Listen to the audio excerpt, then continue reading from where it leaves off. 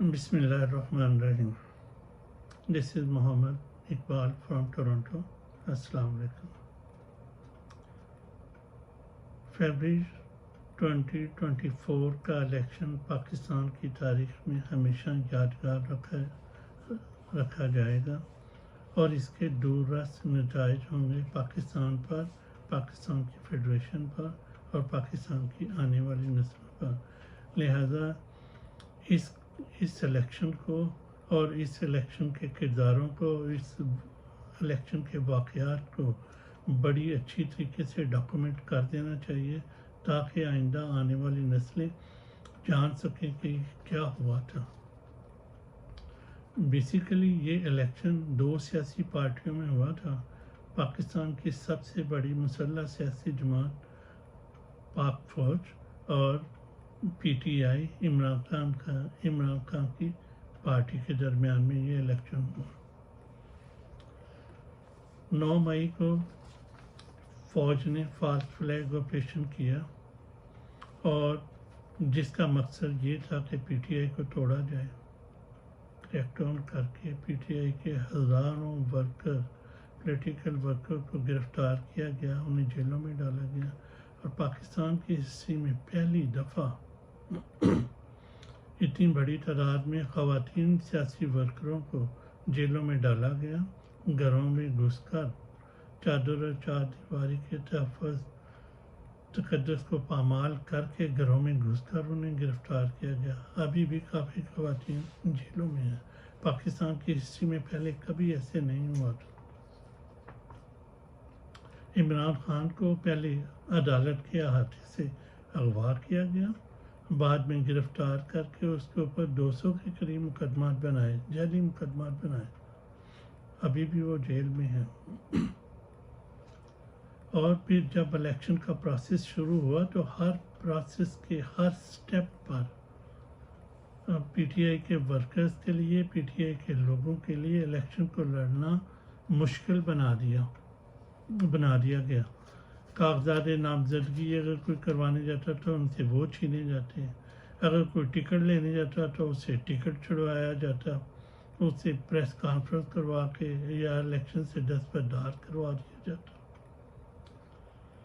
और ये सब कुछ हो रहा था बाहर और अंदर जेल में बैठा हुआ था कैदी नंबर 804, जिसका किरदार हमेशा तारीख में सुनहरे लफ्ज़ों में लिखा जाएगा कि किस तरह इमरान खान ने जेल में बैठकर अपनी पार्टी को मोबिलाइज़ किया, अपने लोगों को मोबिलाइज़ किया और इलेक्शन लड़वाया और ऐसी बेमिसाल कामयाबी इलेक्शन में हासिल की कि जो पाकिस्तान की नहीं दुनिया की जमहूरी तारीख में यादगार रखी जाएगी।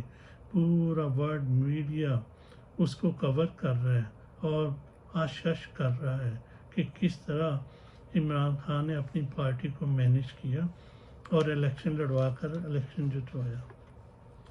अब इस इलेक्शन में बहुत कुछ हुआ। कुछ चीज़ें तो ऐसी हुई हैं कि जो हमेशा के लिए याद रखी जाएंगी। मसलन पाक फौज का 9 मई का बयानिया, जिसमें उन्होंने पीटीआई को दहशतगर्द जमात तकरीबन करार देकर उसके ऊपर क्रैकडाउन किया।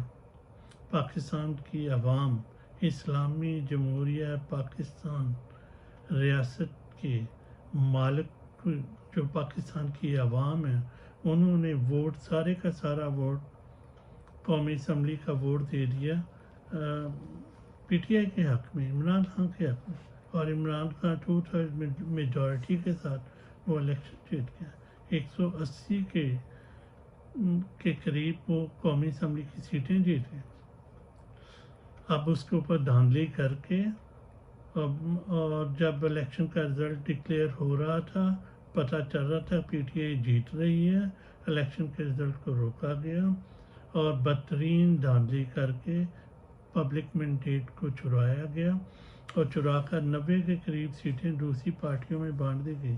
पाकिस्तान की हिस्ट्री में ऐसा कभी नहीं हुआ था, ये पहली दफ़ा हुआ। बदतरीन धांधली पहली दफ़ा हुई, फ़ौज के बयानिए को बदतरीन शिकस्त पहली दफ़ा हुई और फिर فوج جب بھی ہم اپنا ذکر کرتی ہے تو وہ یہ ذکر کرتی ہے کہ جیسے وہ خود ہی ریاست ہے. پاکستان کی عوام نے ووٹ کاسٹ کر کے پی ٹی آئی کے حق میں پاک فوج کو یہ کلیئر میسج دیا کہ آپ ایک ریاست کا ادارہ ہیں جس کا کام پاکستان کے منتخب نمائندوں کا حکم ماننا ہے. اور ایک جو ملا ملٹری الائنس ہمیشہ پاکستان میں رہا، یہ مل کر کام کرتے رہے، سیاسی اہداف حاصل کرتے رہے. اس الیکشن میں اس کو بھی زد پہنچی. مولانا فضل الرحمان کی جماعت بھی اتنی ساری سہولت کے باوجود، فوج کی اتنی ساری سہولت کے باوجود بھی بہت بری پرفارمنس تھی. اور اب جہاں اس الیکشن میں اتنا کچھ ہوا ہے وہاں کچھ اچھی باتیں بھی ہوئی ہیں. مثلا سراج الحق صاحب، جماعت اسلامی کے امیر سراج الحق صاحب، جنہوں نے اپنی پارٹی کی بدترین کارکردگی الیکشن میں قبول کی، اس کی ذمہ داری قبول کی اور امارت سے استعفیٰ دے دیا. پاکستان کی ہسٹری میں یہ پہلے ایسے کبھی نہیں ہوا. کوئی تو کونسل کی سیٹ بھی نہیں چھوڑتا، جماعت کی امارت کون چھوڑتا ہے؟ تو سراج الحق کا نام ہمیشہ عزت و تکریم سے لیا جاتا رہے گا اور انہیں ہمیشہ خراج تحسین پیش کیا جاتا رہے گا. اور دوسری مثال جماعت اسلامی کی ہی ہے.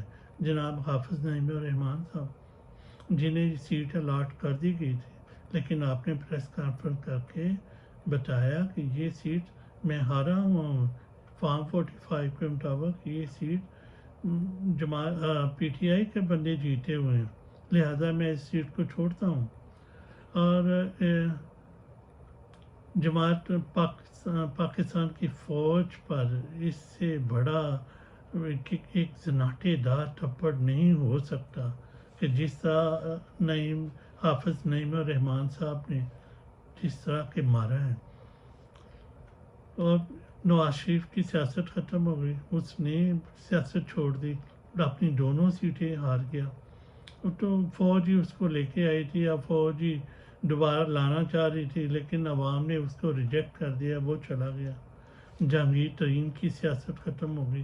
پی ٹی آئی کو توڑ کر فوج نے پوری سہولت دے کر ایک سیاسی پارٹی بنائی، لیکن عوام نے اس کو ریجیکٹ کر دیا. اب آخر میں جانے کی باری ہے عاصم منیر صاحب کی. وہ بری طرح الیکشن ہار چکے ہیں. ایک آنریبل سولجر کی حیثیت سے انہیں چاہیے تھا کہ وہ ریزائن کر جاتے، لیکن انہوں نے ایسے نہیں کیا. اب دیکھنا یہ ہے کہ وہ عزت سے جاتے ہیں یا مشرف کی طرح جاتے ہیں.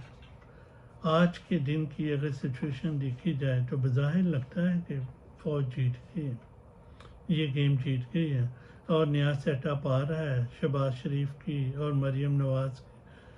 مریم نواز پنجاب کی وزیر اعلیٰ بن رہی ہے اور شہباز شریف وزیر اعظم شاید بن جائے. لیکن ہوگا کیا؟ پاکستان کی اکانومی تو پہلے بیٹھی ہوئی ہے. اسی ٹولے نے پچھلے 22 ماہ حکومت کی ہے، جس سے انہوں نے پاکستان کی اکانومی کا بیڑا غرق کر دیا، نہیں چل سکی. اب یہ کیا کر لیں گے؟ میرا خیال ہے کہ 6 ماہ یا 1 سال تک یہ حکومت چلے گی اور پھر یہ کوئی نیا سیٹ اپ لانا پڑے گا. لیکن سب سے خطرناک بات جو ہوئی ہے اس الیکشن کی وہ مینڈیٹ چوری کرنے کی ہے. اس کے اثرات جو ہیں وہ پاکستان کی فیڈریشن کی اکائیوں پر پڑیں گے. ہماری اگلی نسلوں کو یہ میسج گیا ہے کہ جو کچھ ہونا ہے اس ملک میں وہ فوج نے ہی کرنا ہے. آپ کے مینڈیٹ کی کوئی حیثیت نہیں ہے.